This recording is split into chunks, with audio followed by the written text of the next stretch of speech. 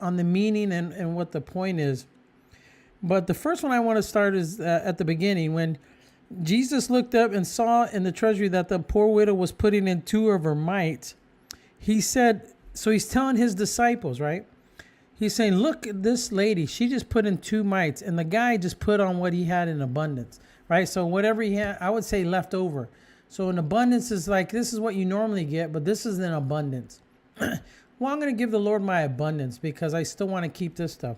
But the lady that had 2 mites gave everything.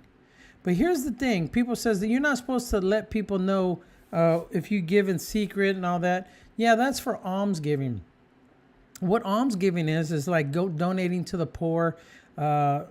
Jesus has enough compassion and care for the poor that he doesn't want you bragging about it, about them receiving, because you're telling everybody in the streets, look at, I gave this person who was poor money. Ain't I a great guy?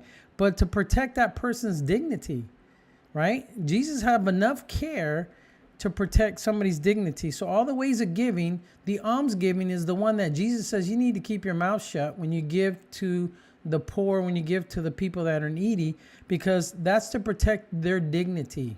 That's to protect them. That's how much compassion Jesus has on people, right? But all the other giving, he didn't say keep it quiet. As a matter of fact, this lady who gave 2 mites to the treasury, that's like giving it to the church. He said, here, look, guys, look at what she gave. So he made it public amongst the people that he was talking to, the disciples. It wasn't a secret. He brought it out the attention because he wanted to see this lady is giving everything that she had, right? So just remember that when you're tithing, when you're giving offerings, when you're giving seed money, this lesson here is that, and again, I just want you to consider, don't give out of the abundance. Give something that's going to cost you something, right? What did David said? I'm not going to give which costs me nothing. I would not give which would cost me nothing. In other words, I'm not gonna just give it because it's easy. I'm not gonna give it just because it's an abundance.